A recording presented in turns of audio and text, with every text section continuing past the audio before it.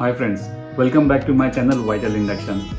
आप सभी लोगों का मैं स्वागत करता हूं ईसीजी के बिगिनर सीरीज के इस एपिसोड 1 में। आज इस एपिसोड में मैं आपको 5 चीज़ बताऊंगा। पहला, ईसीजी लेने के लिए कौन सी मशीन की ज़रूरत पड़ती है और क्या क्या चीज़ें चाहिए होती है। दूसरा, ईसीजी मैं आपको मरीज पे लेके दिखाऊंगा कि ईसीजी लेते कैसे हैं। तीसरा, ईसीजी में लीड्स क्या होती है। चौथा, ईसीजी के पेपर की क्या खासियत है। और पांचवा, नॉर्मल ईसीजी वेव्स कौन कौन सी होती हैं। ठीक है, तो अभी मैं आपको बताने वाला हूं कि ईसीजी लेने के लिए हमें किन किन चीज़ों की ज़रूरत पड़ती है। सबसे इम्पोर्टेंट है ईसीजी मशीन, उसके बाद आएंगे ये इलेक्ट्रोड्स, और ईसीजी में पेपर होना बहुत ज़रूरी है। तो अभी मैं आपको ईसीजी लेकर दिखाता हूँ। सबसे पहले ईसीजी मशीन को पावर से कनेक्ट करते हैं। यहाँ मैंने पावर से कनेक्ट कर दिया और इसको स्विच ऑन कर दिया। ईसीजी में इसके साथ जो इलेक्ट्रोड्स आते हैं वो दो तरीके के होते हैं। इनको बोलते हैं क्लैंप इलेक्ट्रोड्स, ये क्लैंप जैसे होते हैं। दूसरे इसमें आते हैं बल्ब इलेक्ट्रोड्स, ये देखिए आपको लाइट के बल्ब जैसे लगेगा। ठीक है, तो अभी हमको ईसीजी मशीन को ऑन कर लेना है। अभी ईसीजी मशीन ऑन हो रहा है। ईसीजी में जो ये क्लैंप इलेक्ट्रोड्स है, इसको हमको एक्सट्रीमिटीज में लगाने पड़ते हैं, मतलब दोनों पाँव में और दोनों हाथ में। और ईसीजी में जो ये बल्ब इलेक्ट्रोड्स है, ये चेस्ट लीड्स है, चेस्ट में लगेगा।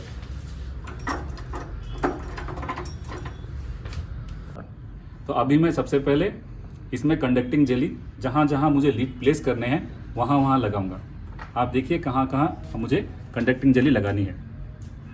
सबसे पहले स्टार्ट करता हूँ राइट हैंड से, फिर लेफ्ट हैंड, लेफ्ट लेग और राइट लेग। इन सब में मैं अभी क्लैंप इलेक्ट्रोड्स लगा दूंगा। ये राइट एल लिखा हुआ है, मतलब राइट लेग के लिए है। इसमें जो मेटेलिक पार्ट है वो जेली को टच करना चाहिए। टच कर रहे हैं, इसमें मेटेलिक पार्ट को जेली को टच करना चाहिए जिससे कि कंडक्शन हमारी अच्छी रहे। इधर लगा दिया, लेफ्ट लेग का लगा दिया, और ये लेफ्ट हैंड का।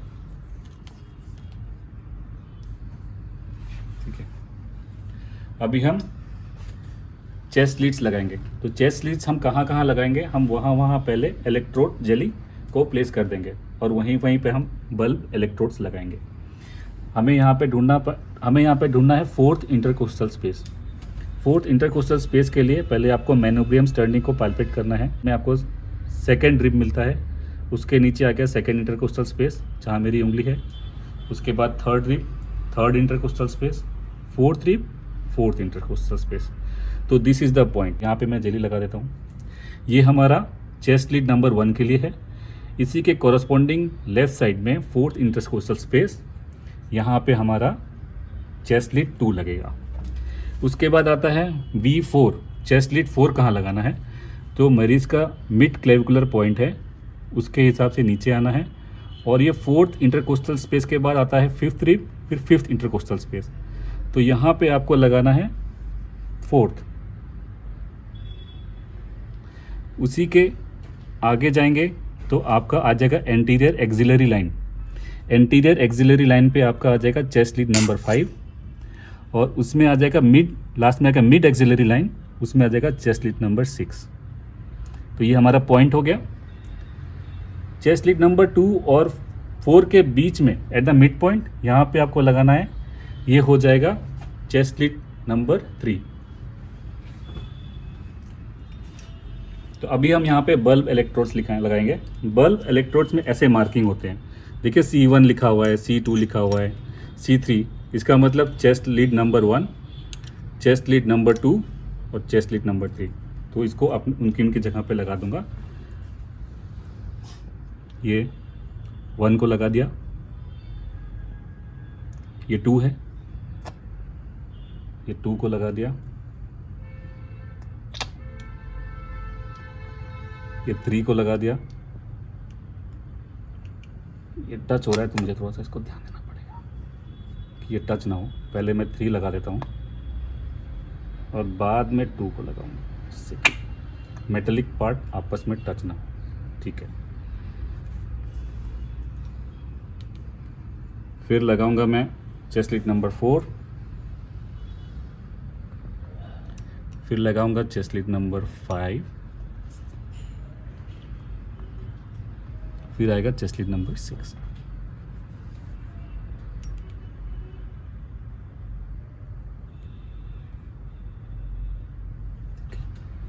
कोशिश करिएगा कि कोई भी चेस्ट के लीड दूसरे लीड को टच ना करे। ठीक है, अभी टच नहीं कर रहा है, कोई मेटेलिक पार्ट आपस में टच नहीं कर रहा है। ठीक है, तो हमारा अभी पेशेंट से हमने अभी इलेक्ट्रोड कनेक्ट कर दिया मशीन में। अभी आप देख सकते हो, जूम करके देखिए कि यहाँ पे ईसीजी आ रहा है। ठीक है, तो अभी आप देख सकते हो कि मरीज का ईसीजी अभी डिस्प्ले में आ रहा है। सारे के सारे 12 लीड्स एक साथ डिस्प्ले हो रहे हैं। अभी हमारा ईसीजी मशीन रेडी है और ईसीजी भी दिखा रहा है। अभी हमें बस प्रिंट का कमांड देना है। तो प्रिंट का कमांड देने के लिए हमने यहाँ पे बटन दबा दिया, तो इसमें मांग रहा है कि आपको पेशेंट का डेटा डालना है कि नहीं, लेकिन मैं यहाँ पे पेशेंट का डेटा नहीं डाल रहा हूँ क्योंकि मैं बस सिखाने के लिए किया है। तो मैं इसको कंटिन्यू कर दूँगा। तो एक ईसीजी जनरेट हो गई है, आप देख सकते हैं। अब इसको मैं प्रिंट का कमांड दूंगा। अभी ईसीजी लिख के आ रहा है कि प्रिंटिंग हो रही है। आप देखिए मरीज का ईसीजी प्रिंट हो गया है। इस समय जब मैं ईसीजी ले रहा हूँ, मैं मरीज को छू नहीं रहा, मरीज कोई मेटेलिक पार्ट को नहीं छू रहा, मरीज कांप नहीं रहा, और हमारा ये ईसीजी हमने जनरेट कर लिया है और ये एक नॉर्मल ईसीजी है। तो अब हमने ईसीजी ले लिया और हमारे पास 12 लीड्स आ गई हैं। जो चेस्ट लीड्स हैं वो हैं V1, V2, V3, V4, V5, V6, और जो लिम्ब लीड्स हैं वो हैं lead 1, lead 2, lead 3, AVR, AVL, AVF। जो लिम्ब लीड्स हैं लीड 1, लीड 2, लीड 3, इनके लिए 2-2 इलेक्ट्रोड्स चाहिए होता है, इसीलिए इनको बाइपोलर लीड्स भी बोलते हैं। AVR, AVL, AVF के लिए एक ही लीड्स चाहिए होता है, इसलिए इनको यूनिपोलर लीड्स बोलते हैं। ये ऑगमेंटेड होते हैं, इसलिए इसमें चेंजेस ज़्यादा दिखाई देते हैं। ये 12 लीड्स हार्ट को 12 व्यूज से देखते हैं और उससे हमें पता चलता है कि किस लीड में चेंजेस से कौन से हार्ट के रीजन में प्रॉब्लम है। V2, V3, V4 ये chest lead anterior surface of the heart को दिखाते हैं। V2, V3 mostly septal area के ऊपर आता है, तो अगर सेप्टम में कोई प्रॉब्लम है तो इन लीड्स में चेंजेस आते हैं। तो इन लीड्स के चेंजेस से हमें यह पता चल जाएगा कि हार्ट के कौन से एरिया में प्रॉब्लम है, और अगर वो प्रॉब्लम कॉर्नरी आर्टरी के ब्लड सप्लाई से रिलेटेड है तो हम ये भी डिमार्केट कर सकते हैं कि उस एरिया में कौन सी आर्टरी सप्लाई करती है और कौन सी आर्टरी में प्रॉब्लम हो सकता है। For example, inferior wall of the heart के लीड्स को पकड़ते हैं, लीड 2, लीड 3 और AVF। Inferior wall of the heart के ये लीड्स में अगर कुछ चेंजेस आते हैं और हमें लगता है कि ये सारे चेंजेस इस्कीमिया के रिलेटेड हैं, तो प्रॉब्लम राइट कोरोनरी आर्टरी में है, क्योंकि inferior wall of the heart is supplied by right coronary artery. इसी तरह अगर एंटेरोलेटरल चेस्ट वॉल के लीड्स जैसे कि 3, V4, V5, V6, इसमें अगर आपको ST depression, elevation, Q wave मिलता है तो प्रॉब्लम लेफ्ट कोरोनरी आर्टरी में है।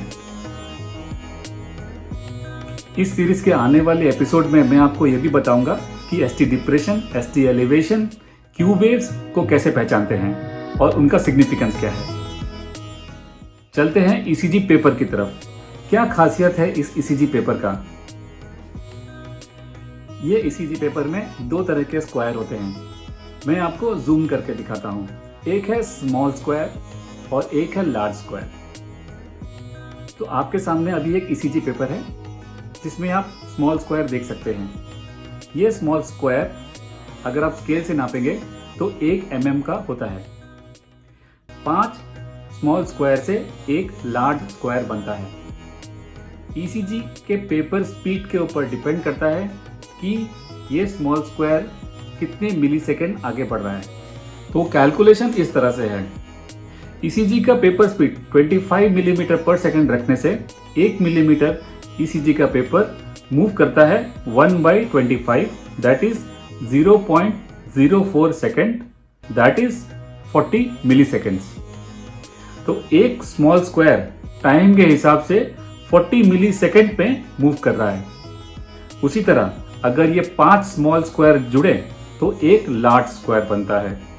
तो 5 स्मॉल स्क्वायर मतलब एक लार्ज स्क्वायर 0.2 सेकेंड में मूव करता है। तो इस बात को हमेशा याद रखें कि अगर ईसीजी का पेपर स्पीड 25 मिलीमीटर पर सेकेंड है तो एक स्मॉल स्क्वायर टाइम के हिसाब से होता है 40 मिली सेकेंड और 1 लार्ज स्क्वायर टाइम के हिसाब से होता है 200 मिली सेकेंड। तो आज के सीरीज का लास्ट टॉपिक कि ईसीजी में एक्चुअली कौन कौन से वेव्स होते हैं। सबसे पहले आता है पी वेव, आप देख लीजिए। उसके बाद आता है पी आर इंटरवल, फिर आता है क्यू आर एस कॉम्प्लेक्स, फिर आता है एस टी सेगमेंट, फिर आता है टी वेव। पी वेव बन रहा है एट्रियास के डीपोलराइजेशन से। पी आर इंटरवल जो टाइम है that is the time required for the current to pass from S A node to A V node. The Q R S complex start होता है Q wave से और end होता है S wave पे। S T segment start होता है S wave पे और एंड होता है टी वेव पे। तो इस एपिसोड में हमने जाना कि ईसीजी लेने के लिए हमें किन सामानों की जरूरत पड़ती है, ईसीजी कैसे लेते हैं वो भी मैंने आपको दिखाया। उसके बाद लीड्स क्या होती हैं और उनका इंपॉर्टेंस क्या है उसके बारे में बताया। फिर मैंने आपको बताया कि ईसीजी पेपर की खासियत क्या है और लास्ट में नॉर्मल वेव्स कौन कौन सी होती हैं। और नेक्स्ट एपिसोड में मैं आपको बताऊंगा कि ईसीजी पेपर और ईसीजी को देखते ही आप कैसे पता कर लेंगे कि पेशेंट का हार्ट रेट कितना है और उसका रिदम नॉर्मल है या एबनॉर्मल। तो बने रहिएगा मेरे साथ, मिलते हैं नेक्स्ट एपिसोड में, तब तक के लिए बाय।